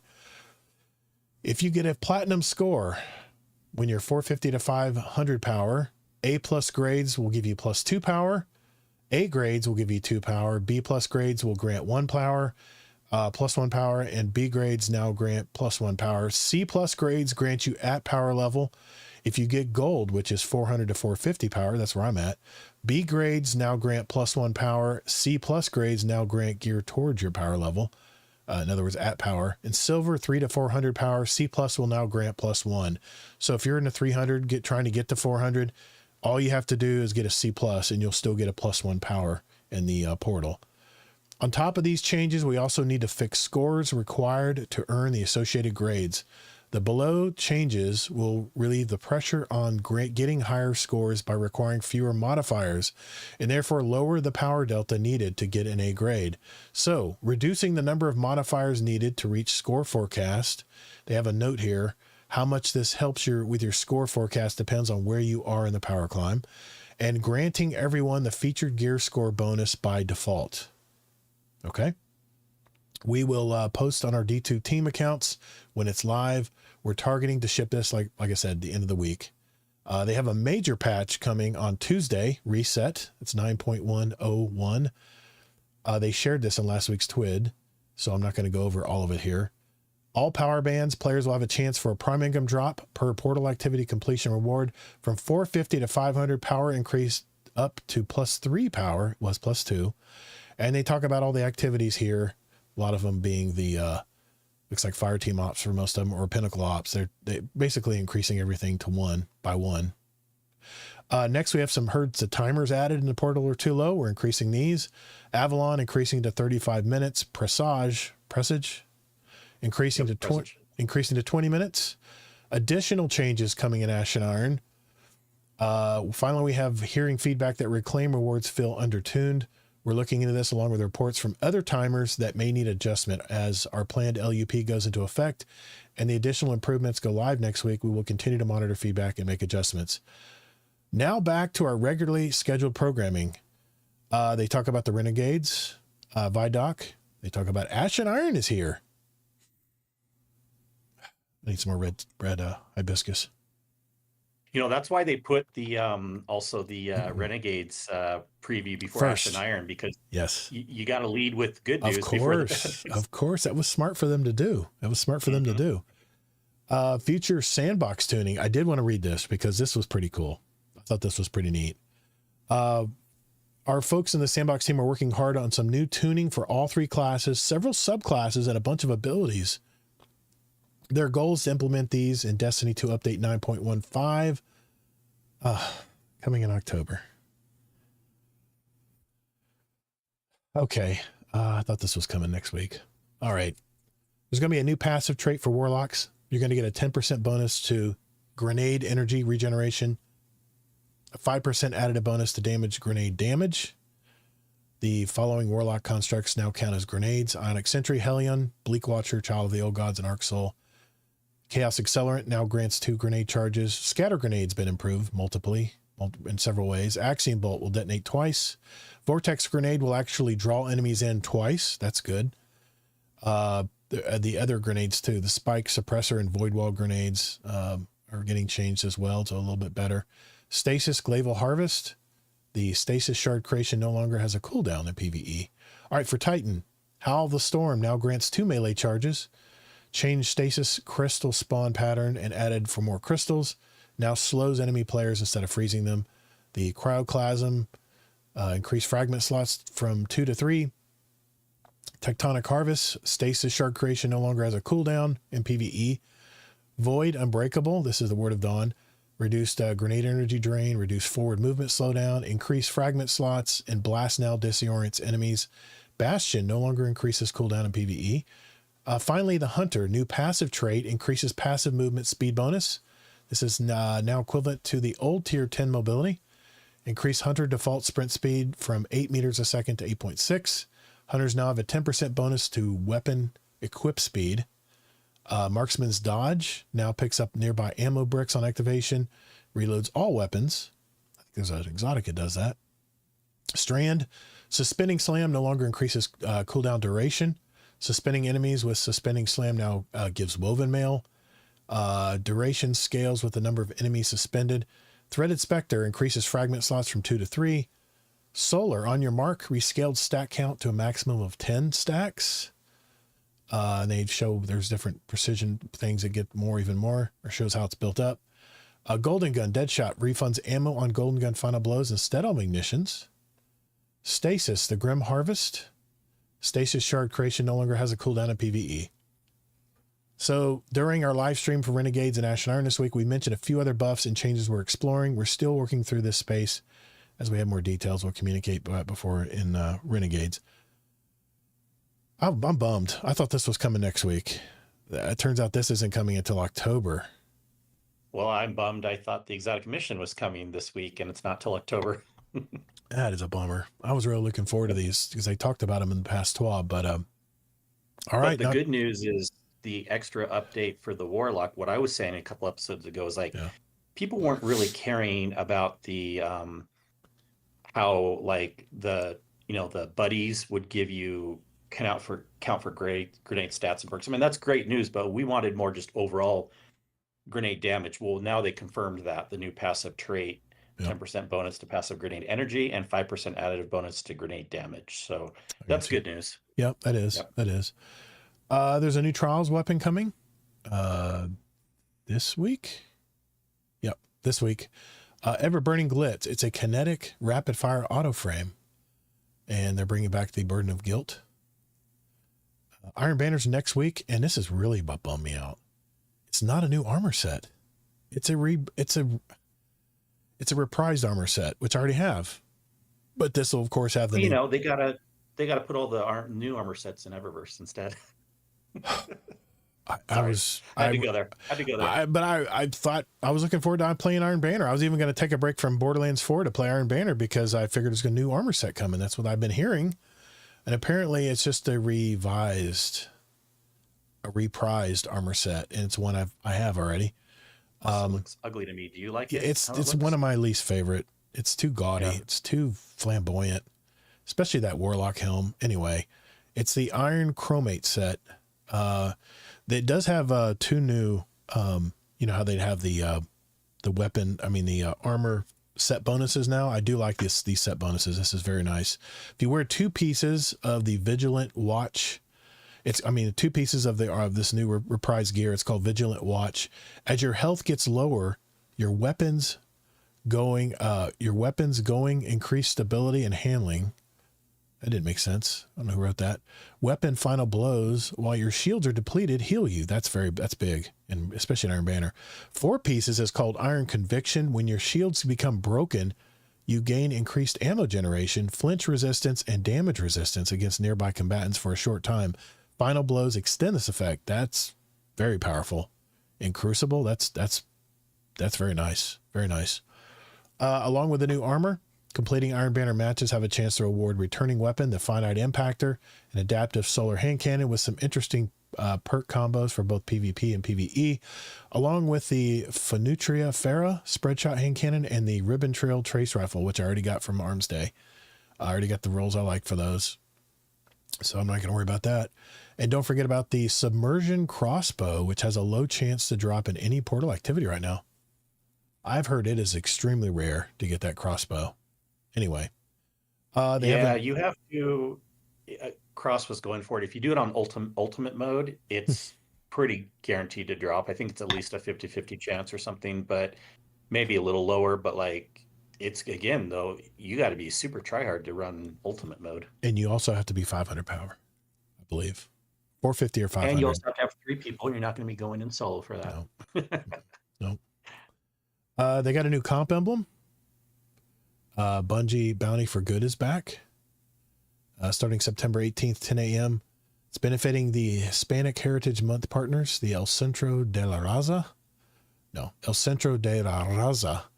nonprofit organization that strives to empower communities through its programs in the workforce development, advocacy, culture, and much more.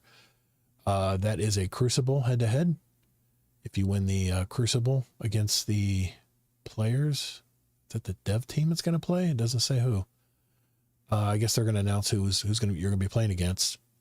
It is a very nice emblem. Very nice emblem. It says, if you match our Bungie Foundation team, secure a win, or help the Foundation team win to glory, the faster Titan light emblem you'll get. So that's very nice. Very pretty. Player support report. Everything's broken. All the shit's broken. All of it. It's just a mess right now. If you're trying to level up right now, especially if you're over 200 power, just wait. Just wait. Wait until people start to talk about if the score system has been fixed, because right now it is not. It is broken as hell. And then when they fix it, jump on it fast, because they'll break it again when the next update comes out. Yeah, who knows? Who knows? Anyway, while we close on this TWID, the dev team is working hard on making improvements and changes to the game. First through live updates we shared above, and then update 9101 on Tuesday. The work does not stop there. We will renew the feedback and reactions closely, keep moving in the right direction. We are very aware that no matter what we say here, it's what you experience when you play that matters. But know that we value your passion for Destiny 2, and we want it to feel rewarding every single time. Thanks you for your patience, Destiny 2 community team. I do have to give them props. They are at least talking with us. They didn't go radio silent. I was worried there. A couple days they went radio silent as far as the scoring problems. And here's the thing, Kingsley. Remember I talked about it on the roundtable episode, how being a part of Sony's team now, part of their dev team, part of their studio, under the studio umbrella, Sony needs to seriously send Bungie some help for playtesting, because obviously they do not have the personnel to playtest all this stuff. Yeah, I've never seen that. Wow. Yeah. They need more employees. I've never seen so many things broken on launch day. I mean, so many things are bugged. Even the scoring is just the thing. It really gets me just really pissed off. People warned about this even a year and a half ago when the first layoffs were happening, that some of the biggest teams that they cut were actually QA. Yep. And we knew this would happen. We knew, you have a lot of issues if you cut that a lot. Sony's been talking about how they're going to do a lot of play testing before they release Marathon. Well, I hate to tell you, but most of the people that are going to play Marathon are going to be Destiny players. I don't care how much you say it's an extraction shooter and we're going to get people from all other different realms. And maybe you will get the big streamers to jump in and play it. But it's the Destiny players that are probably going to make up a bulk of this game. And if you're not having fun in Destiny, why the hell would we want to go play Marathon? If we're not feeling good about Bungie games and a new Bungie games comes out, it's going to be hard to, one, trust Bungie that the game's not going to be broken, and two, that the game's going to be any fun. Sony, you need to seriously send some playtesting help to the Destiny 2 team right now, because they're obviously undermanned. Remember they laid off a ton of quality testers when they did the big rounds of layoffs. You need to get some of these people back, because I'm used to it. DICE games, Battlefield 3, Battlefield 4, always buggy, always had problems. I remember the first week that I played Battlefield 3 with my friends, we couldn't even talk together in the voice IP because there was a glitch. There was something wrong. They couldn't even, our squads couldn't even talk amongst ourselves. So we were using, I think we were using some weird funky chat site or something to communicate, and it was sucked because we couldn't talk to her.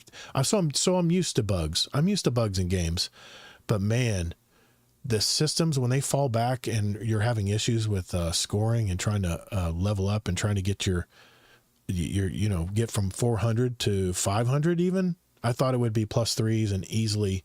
I thought they would readjust the scoring in the portal and it'd be taking a step back, making things a little easier to get from 4 to 500.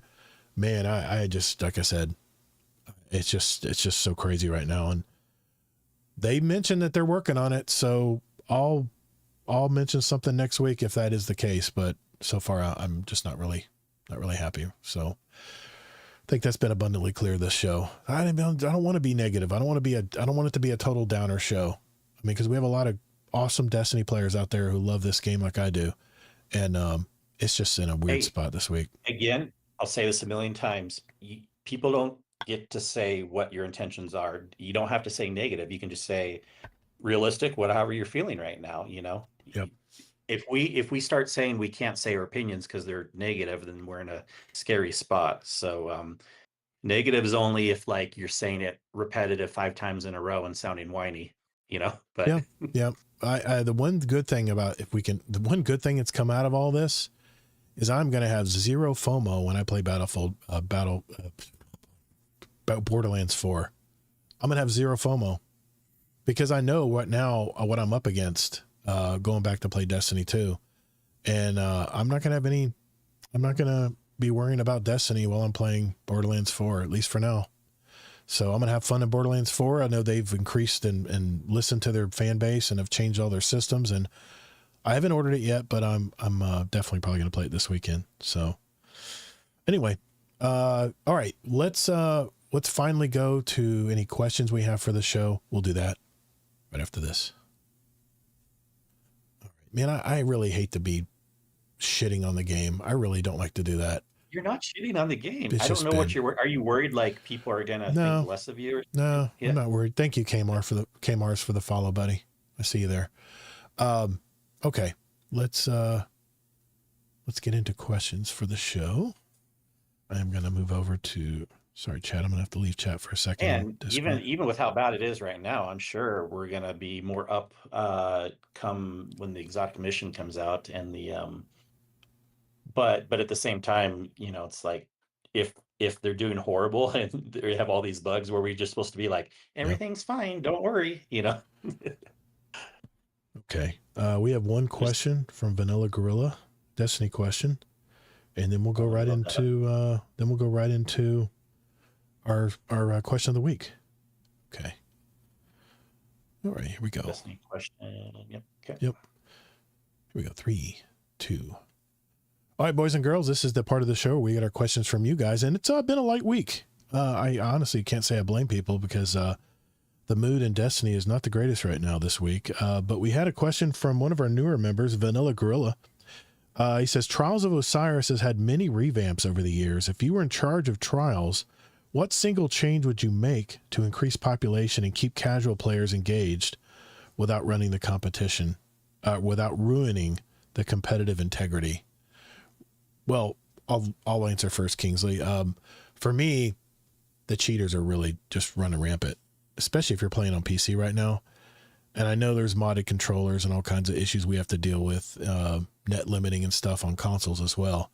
But every time I get shot in Trials now, like really like one shot, I'm always thinking, was that skill? Or did someone have an aimbot? Someone have an aimbot controller? Which was it? And we have no theater system. We have no way of playing it back. So we don't know. We don't know if that was a cheater that shot me or what. And maybe I shouldn't worry about it, but I tend to compare my skill by who I'm playing against.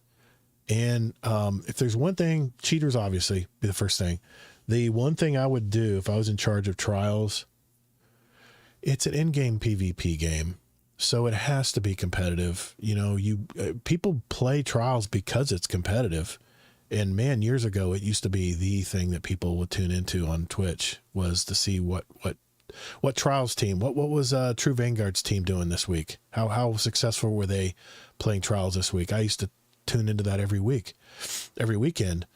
I would just say the biggest thing they can do in Trials, because it's in game, just like raids and dungeons are in game, you got to shower the loot. And I think they're doing that to some degree because every match you have a possible chance of getting a weapon or a real high level resource to drop for you. So for that reason, I think we're doing good there. At least we're doing better.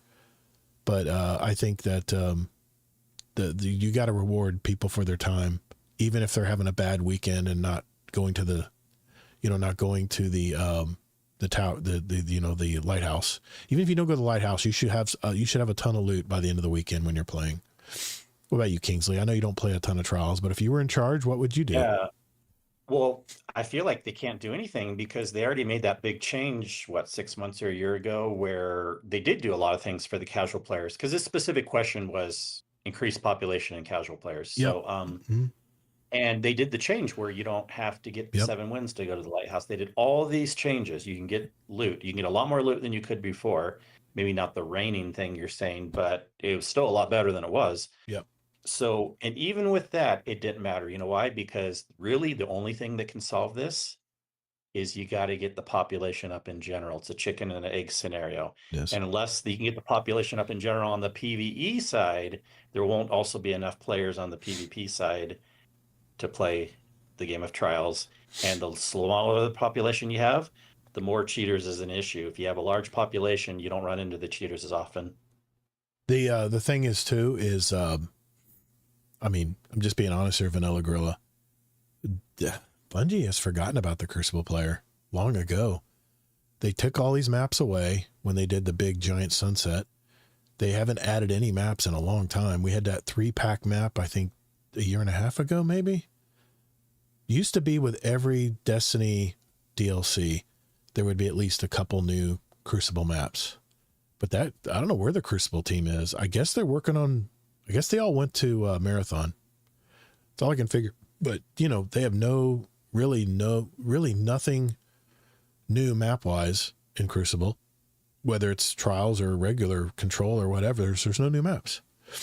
And you're playing the same old stuff all the time, which brings me back to my Call of Duty days. And we get burnt out playing Call of Duty over and over on the same maps forever. And eventually you just find something else to play. That being said, I still love playing Crucible. I still love the competitive nature of Crucible. The fact that the way the radar system is, that it attracts players to fight instead of Call of Duty where people camp in corners and shoot you in the back when you run by because there's no radar to worry about, them hiding there. But yeah, I agree. Kingsley nailed it. You got to increase the player base. And if you're not adding anything to Crucible, why should players play more Crucible?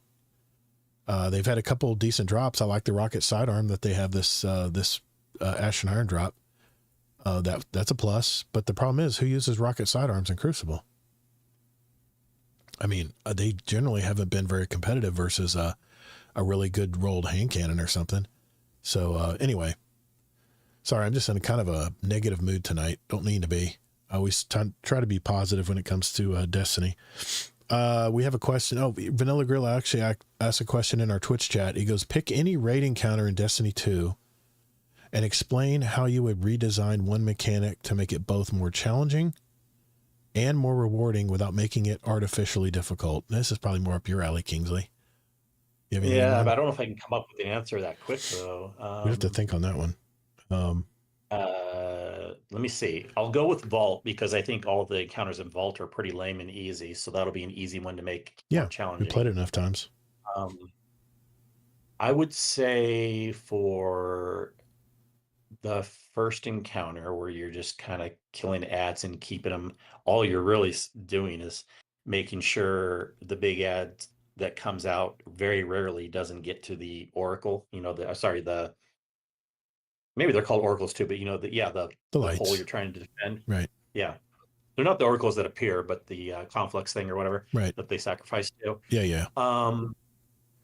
How you can make that more interesting is maybe have a system where the ads move a lot faster and the base towers rotate around the arena. So we're like running around chasing things and it feels a lot more fluid than right now. We're just kind of standing there bored out of our minds, shooting ads as soon as they spawn in because we know where their spawn points will be. It's super easy. Yeah, I like that idea. I'm not a go ahead. Sorry, one thing real quick too, because again, this comes back to, I don't know why, probably because it's the engine. This usually I'm more confident. This one I'm not as confident about. I bet Bungie could actually add this, but they don't do things like other games like Division, Diablo, all these games where like you just kill a yellow bar in the raid and you get an amazing drop. I mean, sure, you can get an exotic occasionally, but I'm talking about you get an amazing normal drop, like actual raid loot or something. Imagine if randomly just playing the raid and we're running around, we're chasing these characters and we killed the last yellow bar really quick and then it drops some really good loot. That'd be so fun. That would be. Yeah. I've said it before. Bungie has so many assets from the original game and in what they sunset. And the thing about Destiny 2 is you play something, you play the missions, and then they're gone. There's no replayability. I mean, I think they have so much they can draw from there as far as getting ideas or whatnot.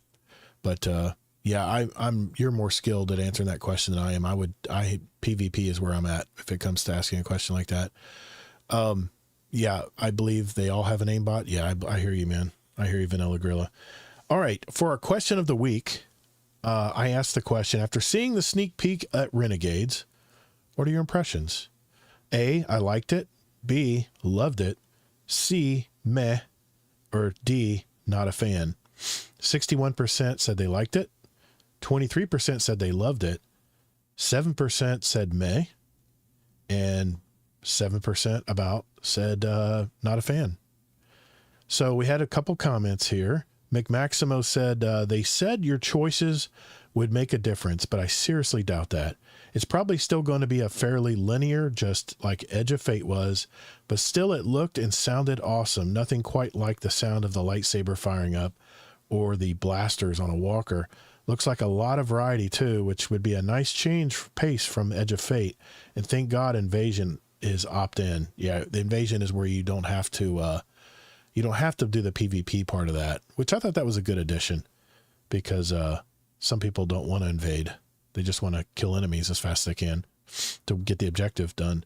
Tajo Trade, it's hard to get hype for anything right now, especially after this update disaster. Really not a fan of the Star Wars stuff, just hoping the activities are loot and the loot is good. As usual, I don't care about the story. And yeah, when we interviewed him, he said he's mainly about systems, doing what he has to do to grind and get the number up. And he said he's not really one to play the story, which, hey, everybody's different. Zombie Pops, they make great hype videos. I just hope that delivers as much fun as it looks. Yeah, I agree. And then finally, Amazing Taco King, our one of our raid boss patrons, said, I mean, the syndicates seem like they're reintroducing city faction rallies back into the game, but with Invasion as the main game mode to earn reputation and sabotage the other factions, not quite the open world PvP I was hoping for. But the potential factions coming back sounds great. I totally agree with that. I love the factions. When they got rid of the faction wars and stuff, I was kind of bummed because I really enjoyed that. You know, you had to take sides. Well, I hope they do that part well. Rewind back to what I said about how syndicates work in Star Wars Outlaws. And it may not be something everyone likes, but hopefully it'll be good. Yeah, I hear you, man. I hear you. I agree. You know, I understand where you're coming from there.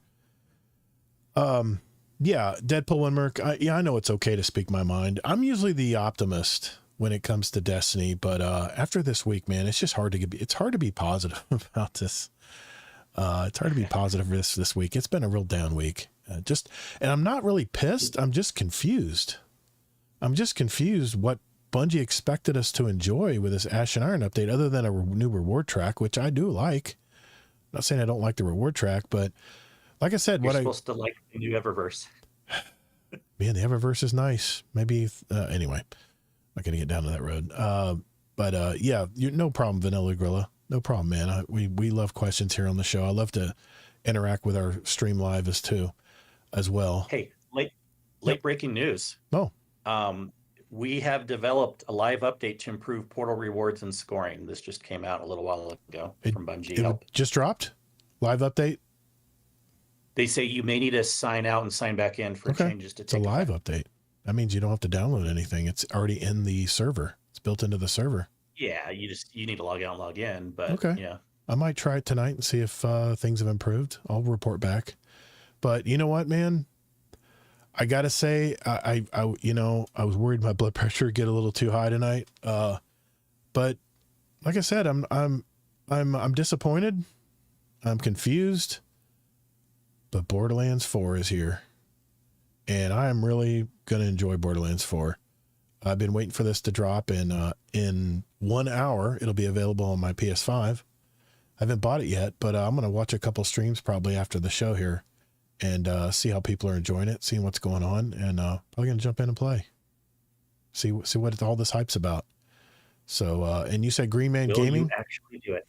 You said Green Man Gaming has it 15% off right now, Kingsley? Yep. Okay. That's at greenmangaming.com. Yeah. Okay. I can talk to you offline if you have any questions. But it's pretty obvious. There's just a code that goes through the 15th of September for 15% off on any game. You can use it on that. Very nice. Okay. Yeah. Very nice. Well, that's it, guys. That's our show this week. Am I forgetting anything, Kingsley? Are we good?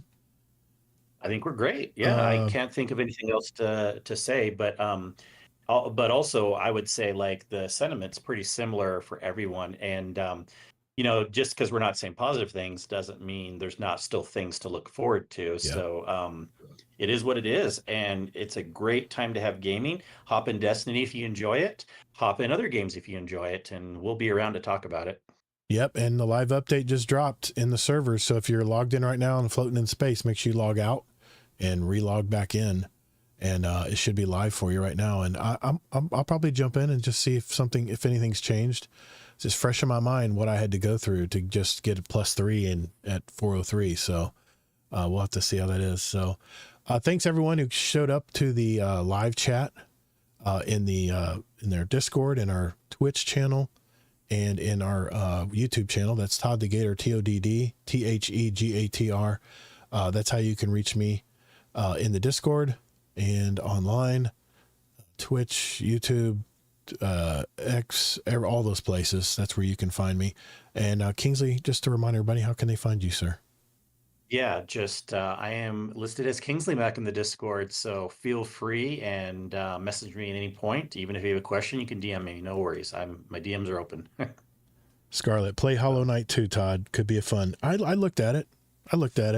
I don't think you're gonna like Hollow Knight. Well, we'll talk. I'm sorry, Scarlet. Yes, you should try it, but I've played a lot of side scrollers, man. I just don't know. No, it's not because of that. No. I don't want to even say because Okay. it'll sound bad against the game, but I don't think you're gonna like it.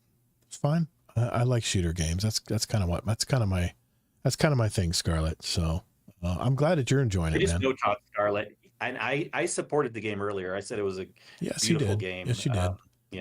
Yeah. Yes, you did. A raid night with the boys and plenty of drinks should put you in a better mood. Yeah, I agree. Vanilla Gorilla. Exactly. We need to definitely put another raid. We need to try again at, I think we almost got that third encounter done in Desert Perpetual. So hopefully we'll be able to get we together. didn't really talk about that because I forgot. We did. I was holding off on Yeah, Destiny you're right. talk, You're right.